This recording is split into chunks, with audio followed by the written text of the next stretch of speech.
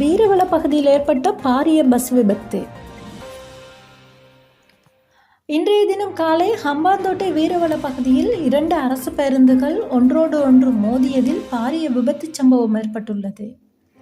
கதிர்காமத்திலிருந்து கொழும்பு நோக்கி சென்ற ஒரு பேருந்தும் கராப்பெட்டியிலிருந்து கதிர்காமம் வந்த பேருந்து ஒன்றும் நேருக்கு நேர் ஒன்றோடு ஒன்று மோதியதில் பாரிய விபத்து சம்பவம் ஏற்பட்டுள்ளது.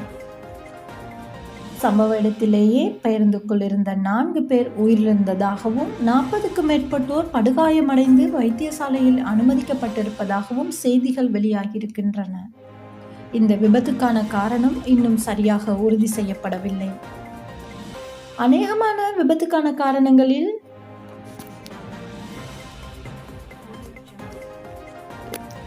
விபத்துக்கான காரணம் இயந்திரங்களின் கோளாறாக இருக்கலாம் அல்லது சாரதிகளின் கவனக்குறைவாக இருக்கலாம் என சந்தேகிக்கப்படுகிறது. தொடர்ந்தும் விசாரணைகள் நடத்தப்பட்டு கொண்டிருப்பதாக தகவல்கள் தெரிவிக்கின்றன. தற்போது இலங்கையில் ஏற்படுகின்ற அதிகமான விபத்துகளுக்கு முக்கிய காரணமாக கவனக்குறைவே இருக்கிறது. விலைமதிப்பற்ற உயிரை காப்பது சாரதிகளின் தலையாள கடமையாகவும் இருக்கிறது.